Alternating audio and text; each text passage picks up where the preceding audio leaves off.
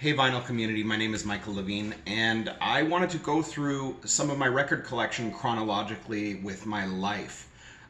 So I'm going to kind of just do a brief history of my life through music, through vinyl collection.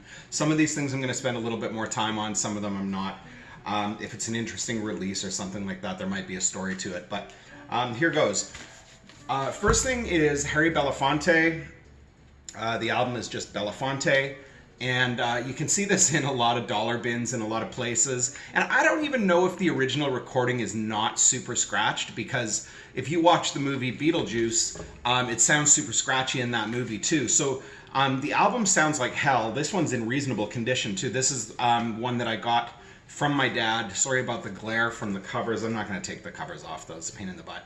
But anyways, this was part of the collection that I inherited from my dad. And the reason I'm including this is because my parents dragged me to see Harry Belafonte, me and my brother and sister, when we were kids. And I just remember it being the most boring night of our lives.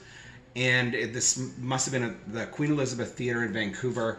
And I just remember we got kind of sucked in because everybody likes Deo.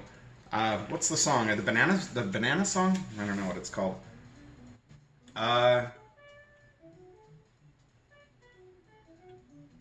Oh Jesus, it's not even on this album. I have the other album that it's on in my collection here. But anyways, the banana song or whatever it's called. So it was like the last thing that he played, and I just remember we were sleeping through this thing. It was like literally the most boring night of our lives. But whenever I put this album on in the house now, the kids are bananas for it, and my wife loves it as well. And a lot of the stuff that I spin has to be something that my wife loves. So, a lot of the things that I buy or that I play in the house when she's here, I mean, she sort of runs the show. So anyways, that's the first part of my life. So, and then I'm going to get into Professor Longhair live on the Queen Mary. Apparently this was a concert put on specifically for Paul and Linda McCartney. I don't really know, I don't remember the story, but I have a story with this album. So when I grew up playing soccer, my dad had a deal with me that every time I scored a goal, he'd buy me a record. Now, this was, I don't know, the mid-70s, early to mid-70s, maybe 75, 76, 77. And I had just seen an air band presentation of Kiss at my elementary school, and it scared the shit out of me. Me and my friends became obsessed with Kiss. Like a bunch of the grade 7s put on Kiss makeup and did this presentation. So that was my exposure to Kiss, and we became obsessed with Kiss. So I remember when, so that first time I scored a goal, I said, okay, I want to buy a Kiss record. And my dad tricked me. And I don't know, I was like 7 years old. My dad tricked me, and he talked me into getting this. And I think because I was kind of like, I was dumb and naive, and I was like a 7 or 8 year old. And so I'm like, well, it says long hair, so maybe that's cool. My dad convinced me that it was this really great album. That I was like, yeah, it was rock and roll. And it's, it's kind of like, if you know Professor Longhair, it's kind of that kind of ragtimey piano sort of sound. And I'll keep this record forever because it's an important part of my life in music, and it's one of my first memories. And actually, I told the story when my father died at his funeral as part of my little talk. I told the story of this record, and so here it is. It's an important album to me. I don't actually play it very often because I don't love it. Still don't love it, but I'll keep it forever. And the second time I scored a goal, my dad tricked me with this record. And again, God, like, how did I fall for this twice? But he's like, the Eagles, you'll love it. I guess he didn't really get that heavy music, right? And, rock, like heavier rock was just really starting, and he didn't really get it. So he was trying to steer me towards things that were a little bit more agreeable with him. So I saw this cover, and I'm like, oh, cool, there's a skull. Eagles are cool. That logo is pretty badass. So I took a chance, and obviously y'all know this record, and it's a country album basically, but it's a fabulous album. I love it. This is actually not my original copy because I stored my original copy poorly, so I had to replace it. This is my original cover, but I replaced the album from the same pressing that I was able to find. So finally, I got my Kiss record, and this was the only one they had, was Hotter Than Hell. And so I got my Kiss record. and I bought Hotter Than Hell. And Hotter Than Hell was not, at this point, I think this is like, by this time it's like 77, I think Destroyer was out and Double Platinum was already out. So at the store, and Kiss was selling mad copies, but at the store, this was the only one they had. So this is the only choice I had to get was Hotter Than Hell, which now, in hindsight, is probably their best album. And what I loved so much about this record, you'll notice I store most of my vinyl. If I listen to it a lot, I store my vinyl behind in a sleeve, so I don't have to take the album out of its. I take the jacket out. It's just sort of what I do. But I remember as a kid, I don't know if you can see this real close, but I just remember being super excited because there was a boobie right there. I never listened to the album all that much because eventually I ended up getting Double Platinum, which was basically all the hits re-recorded. And I have Double Platinum and Destroyer and the first album. I've got a pretty decent Kiss collection, though I'm bummed. I saw a really nice copy of, or a bad copy of Rock and Roll Over and a bad copy of Dress to Kill a few months ago, and I didn't pick them up because they wanted $20 a piece for them, and they weren't really good copies, and I regret not grabbing them because they're the only times I've seen them now. Because the problem is with all of us guys who used to be into rock in the 70s, we never took good care of our records. So we would leave them out. We'd leave them out of their jackets. It's really hard to find good metal from the 70s and good rock from the 70s because we just never took good care of our records. So I was into Kiss for a long time, and I started taking guitar lessons, and then I heard Led Zeppelin 4. And one of the first songs, once I started learning how to play guitar decently, was I learned how to play Stairway. So I listened to this album like crazy. I listened to this album nonstop. And Led Zeppelin, for me, it was like the heaviest thing I'd ever heard. Obviously, there's some great stuff that's not so heavy on this album too, but it was one of the heaviest albums I'd ever heard in Black Dog and things like that, and rock and roll. And eventually I was in a band, and me and the drummer would jam to rock and roll all the time because it's such a great drum track. Anyways, yeah, so this one really changed my life, and as far as, I would play Stairway. I played Stairway in, a high school or a junior high school presentation in grade 8. I was in grade 8, and the rest of the guys in the band were in grade 10. I have a cassette of it somewhere around here. Now, this is off topic, but I found this. This is, it's called First and Second Led Zeppelin.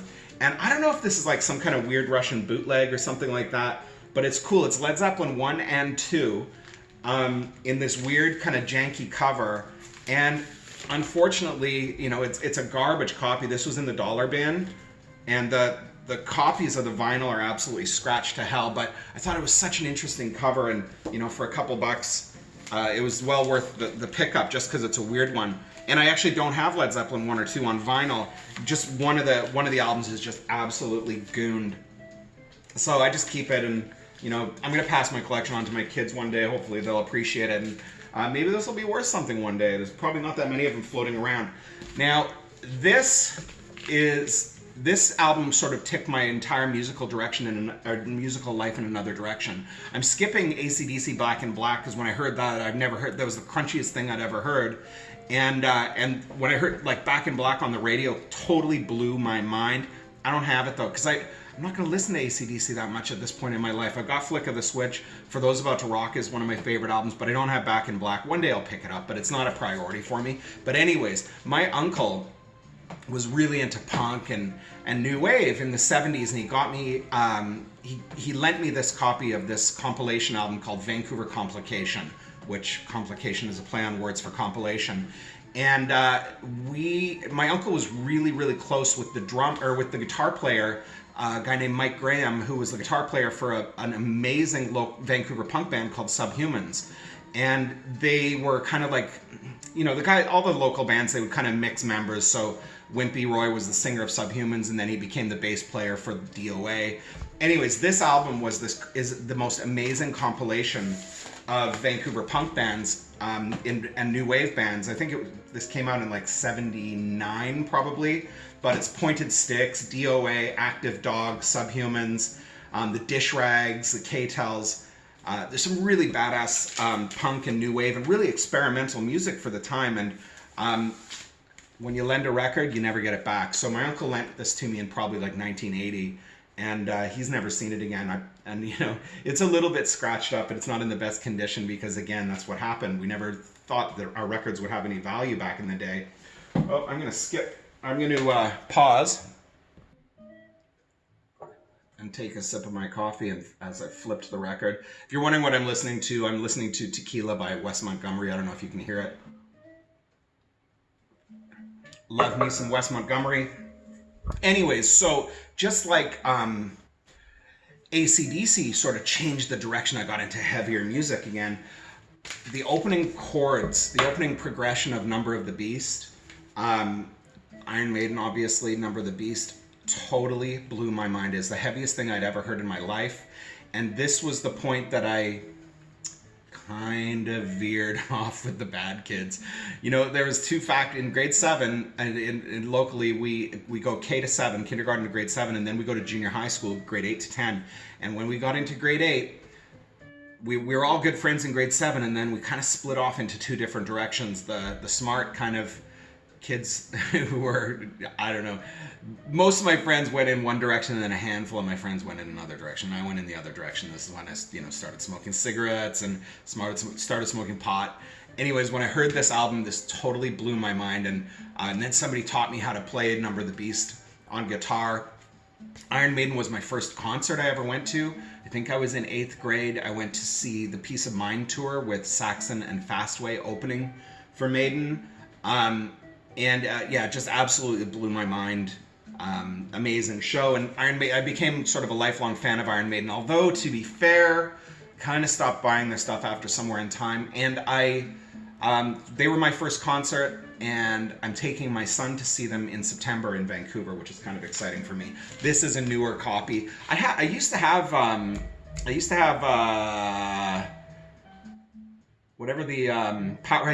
Slave on vinyl. I don't know what happened to it. I got paranoid in here. I don't even know why. You know what? Whatever. Loved Sabbath. We all loved Sabbath.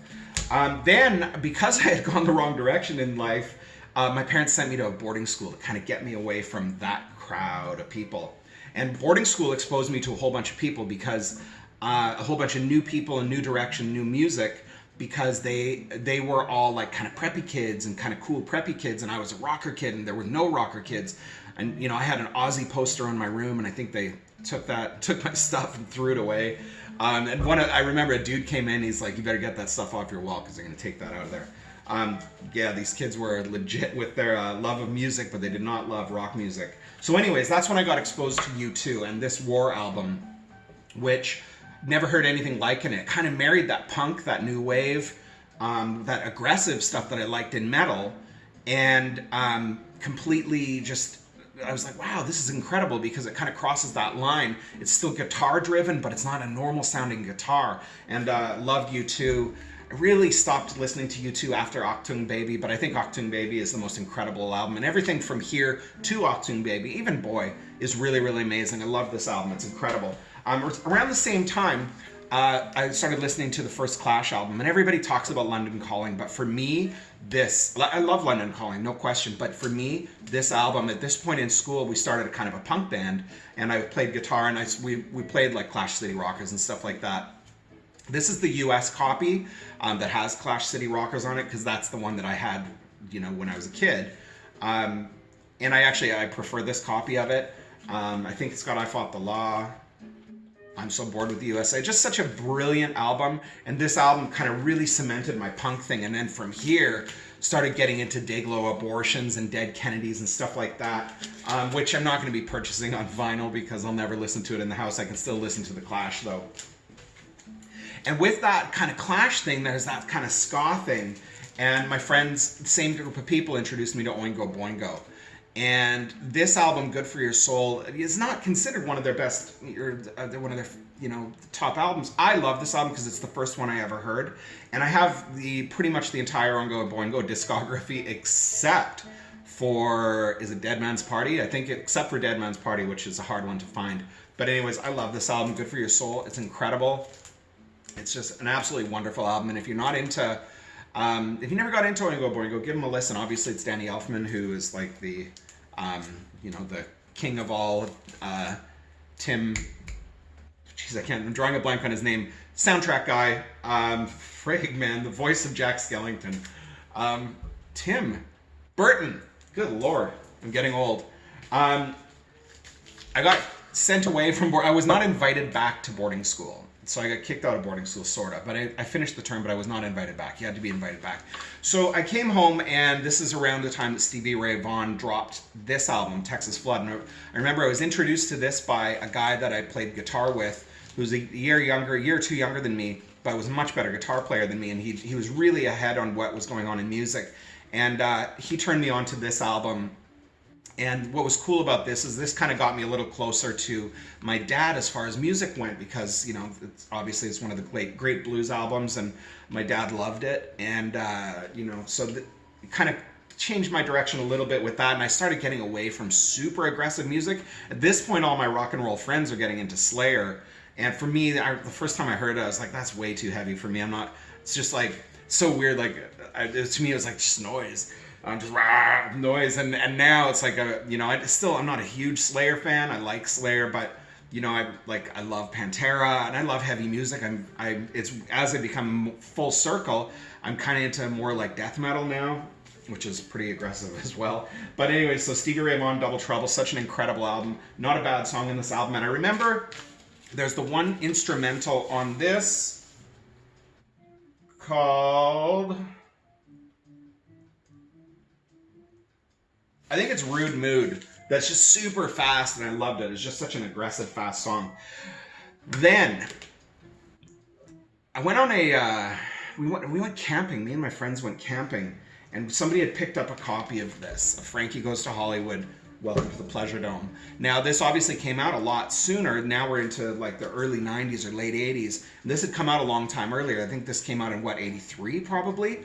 And we started listening to this, and this album was way ahead of its time. And I keep seeing this in record stores. And if you don't have this album, pick this up. It is the most incredible album. It is so far ahead of its time.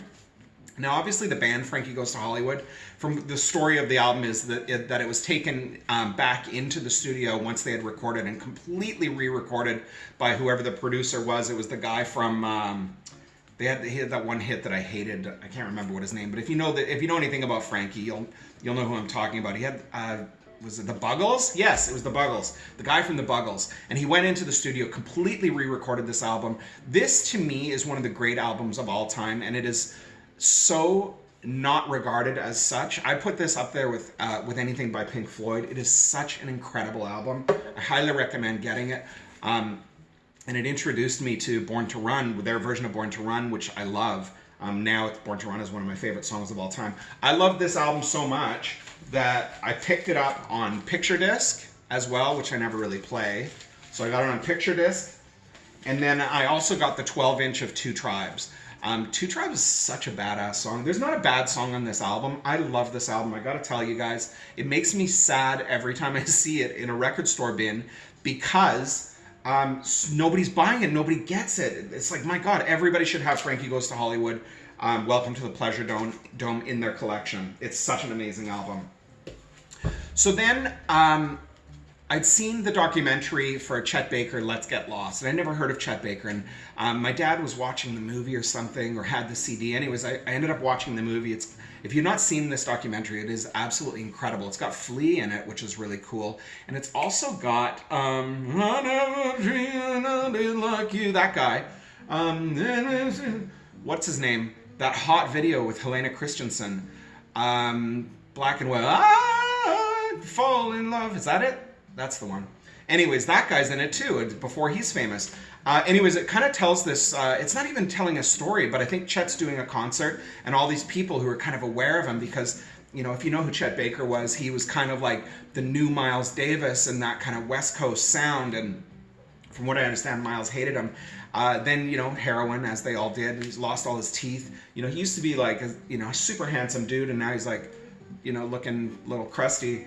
And it's the most amazing documentary. I love this soundtrack so much. His voice, which, you know, critically this didn't do very well. His voice is so haunting and airy and incredible. His voice is like his trumpet playing.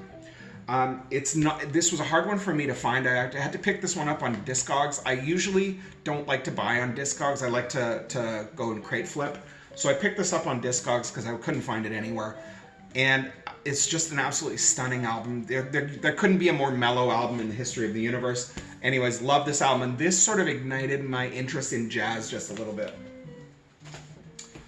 Then I had a friend who worked at a record store, and it was right when CDs were really becoming big and they were expensive, and she would let me go in and just steal CDs, which is so bad, but it was like, I don't know, like 1990 or 89, 90 or something like that, and she would just let me take stuff, so I'd go in on a weekend and I'd take like 5-10 CDs every couple of weeks. I tried not to take advantage of it, but she's like, whatever. And I know it was wrong. But anyways, I picked up The Cure Mixed Up, and I would never really listened to The Cure in any way. And I picked up Mixed Up, and this was my own first exposure to a lot of these songs, were the remixes on this Mixed Up album.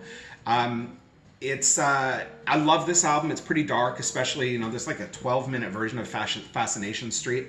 But I'd never heard most of these songs, and this kind of opened up the door for a bit of a love affair with The Cure. And I have other Cure albums in here, but this was the one that really started it for me. And one of the other albums that she let me take was De La Soul, 3 Feet High and Rising. And I had the Beastie Boys. Paul's Boutique should be in this list, actually. But I had 3 Feet High and Rising, and that totally changed the direction of my music and introduced me to hip-hop and the samples and all this kind of stuff. Now, this is the copy that just came out from Vinyl Me Please. And, from what I understand, Tommy Boy is taking all the money on this one, and it's a drag. I didn't really know what the situation was, but you can't find this thing on vinyl. I wanted it. And it's, something that I can play beginning to end in the house. I love this record. This record completely took me into a different direction with hip-hop and introduced me to Tribe Called Quest, and I love Tribe, of course. Then, through my jazz kind of thing, kind of going a little bit back to Chet Baker, my dad introduced me to Kind of Blue. And I have in here, this is basically, when I was going through my dad's record collection, I found in one of his folders, this is a first pressing of Kind of Blue, and but there's no cover. So I went to my local store, so I'm going to keep it in here. I went to my local store and I eventually found an old copy. I could buy it new, but I eventually found an old copy. Apparently it's not the best pressing, the one from the mid-70s, but I wanted it basically for the cover, and I'm going to play this and try to preserve the other one. It's a problem. I got so much old jazz in here, and it's like I have some really, really wonderful first pressings, but I almost need to buy other copies of them so I don't play them too much. Anyways, it says 1959 on that album cover. Maybe it's 59. I don't know. I don't think so. But anyways, so Kind of Blue, obviously, and nothing needs to be said about this. It's just an absolutely stunning album, and really reintroduced me to jazz in a different way than sort of the Chet Baker. And from there, I became like a big kind of Milt Jackson fan. I love Milt Jackson, and I love the vibes, and so that it took me into that direction. Salt Peanuts with Milt is like the best thing ever. I love the vibe solo on that one. Then I started kind of reading a lot of Rolling Stone magazine and sort of listening to what the hot new releases were. And this is when college music started to happen. And I picked up Flaming Lips, Transmissions from the Satellite Heart when this first came out on CD. And I've just recently grabbed it on vinyl, but this album completely took me into a different direction with music. It's psychedelic, it's super lo-fi, it's just the most incredible album. And obviously everybody knows She Don't Use Jelly, and it's a cool song, but every other song on this album is absolutely incredible. I love this album beginning to end. I can't play it too much in the house because there's so much kind of noise with some of the tracks that it's one of those ones that I do by myself. But anyways, I love this album, and this ended up introducing me to Pavement. which I became a huge Pavement fan. And the first Pavement album I had is Crooked Rain. And on one of my other channels, I use Cut Your Hair because I'm a hairdresser. So I use Cut Your Hair as my intro to all my videos. And obviously, again, it was their big hit. But there's not a bad song in this album. I never got into Slanted and Enchanted. Never was like, oh, Slanted and Enchanted is their best album. But for me, this was the album that's kind of set it off. And then I bought everything after this. And, you know, I've got a pretty great Pavement collection in here. Yeah, Pavement. I love this album. I like some of the Steve Malkmus stuff. I've seen Pavement. I've seen Flaming Lips. I like some of the Malkmus stuff. I kind of wish that he would have played the game a little bit more and seen Pavement kind of go a little further. And again, my next sort of thing after that, in that kind of college music, that lo-fi kind of thing, was Yankee Hotel Foxtrot by Wilco, and I love Wilco. It's one of those bands that, yeah, you know, a lot of their stuff sounds a little bit the same, but he's a genius, and I love his songwriting. I love his lyrics. This album in particular is just, you know, stunning. And what was cool, when I was in Chicago, I didn't know anything about this cover, but I was in Chicago with my wife 2 years ago, and then we saw these buildings. I was like, oh shit, pretty cool. Around this same time, I picked up Liz Phair, Exile in Guyville, and I have it on CD. And all these albums I had on CD, because obviously you weren't buying vinyl in the 90s. So I had this on CD, Exile in Guyville. And I was at my record store last year, and he was playing Liz Phair, some acoustic stuff that I'd never heard before. And then he showed me the box set. And it's from Girly Sounds. What this is basically everything that she had recorded from her Girly Sounds, well, I think it's called actually, Girly Sounds to Guyville. So it's the 2 EPs that she had done before Guyville and then Guyville. This is the most stunning album.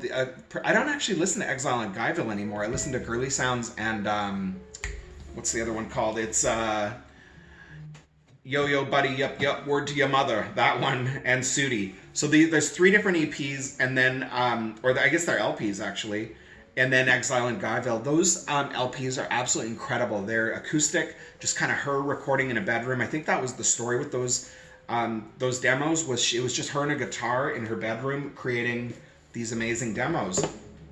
And it's just an amazing album. I highly recommend you pick this up. If you can find a brand new copy, these things have actually gone up way in value. We play this a ton in our house. We play this every week. Yes, there's some super dirty wordage in here. And yes, I have a 9-year-old and a 12-year-old, and they know what the F word is, and they don't use it, hopefully. But we just listen to it because it's just an amazing album. My wife loves this one. I love it. It's one of my favorites. I got a job in this very cool hair salon, and I heard Massive Attack's Blue Lines, and it totally then introduced me to trip hop. And I had never heard anything like it. Again, there's so much of these things. Like, that's what's so great about music, is people were just doing ingenuitive things. So Massive Attack's Blue Lines was the first thing that I had heard that was trip hop, and then of course Portishead's Dummy, and then Massive Attack Protection, which is incredible, and then I got No Protection, which is the Mad Professor's remix of Protection. And there was just a whole bunch of kind of lo-fi music that came with this. Then I became a massive Tricky fan, and I love Tricky. Got to see Tricky at a tiny little nightclub when he did his second album, the one with Christian Sands and Makes Me Wanna Die. One of the most amazing shows I'd ever seen. So Massive Attack Blue Lines absolutely blew my mind. This is a first pressing. And it's gone up a lot in value as well. And when I got it, I had an accidental needle drop in Nat Skips, and I'm so bummed because it was mint. Then my wife introduced me to Leonard Cohen.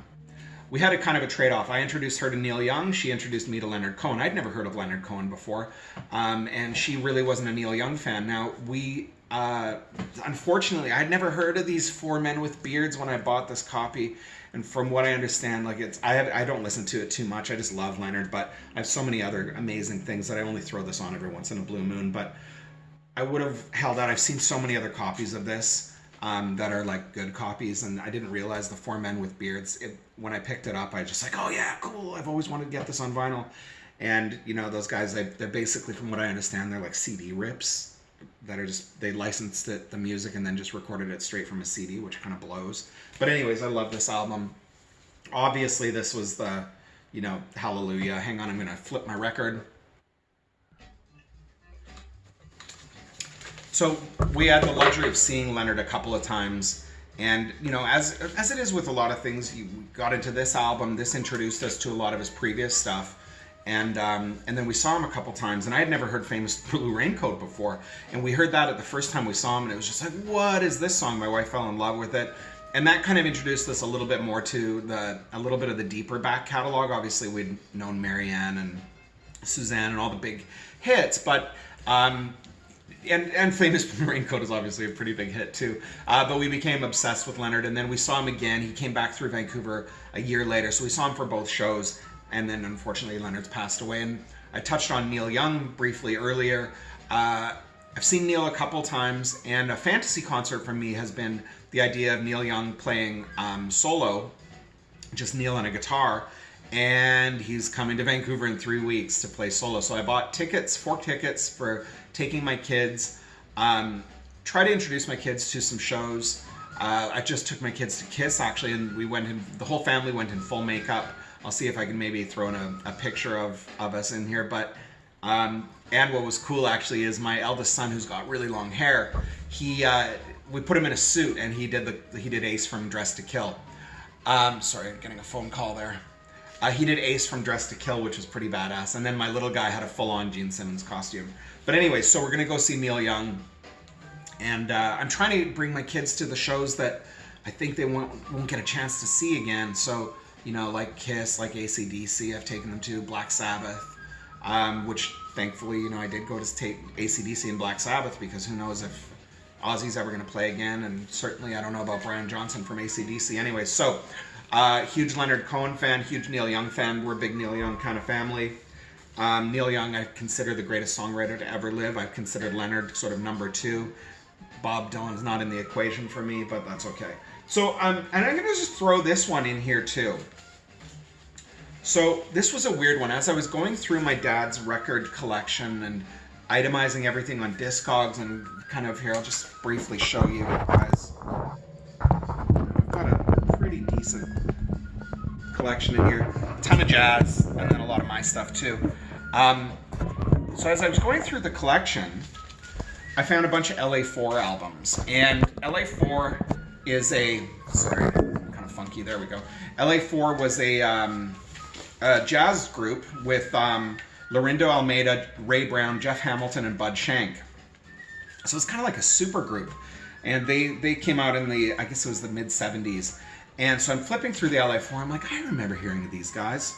That's cool. Okay, I wonder what it sounds like. This is part of what the joy of going through my dad's old record collection is, really rekindling my love for jazz. I'm going to just throw something else in here.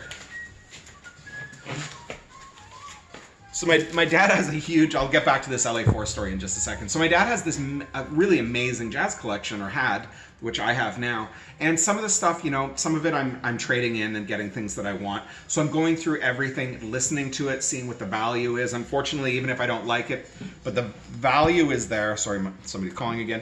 But the value is there. I'm keeping it because then it's, something for the kids. And if they ever want to sell it, if it's worth something to them, or they can keep it, whatever. Anyway, so he's got a ton of Louis Armstrong. So I'm like, I don't know, there's so much Louis Armstrong, and there's not a lot of value to the Louis Armstrong stuff. So I've been spinning a lot of it, and I didn't think I really wanted it. Like, for me, I'm struggling with a lot of the big band stuff. I don't like big band. So I'm keeping a couple of things, but a lot of the Oscar Peterson stuff, the big band stuff, Count Basie.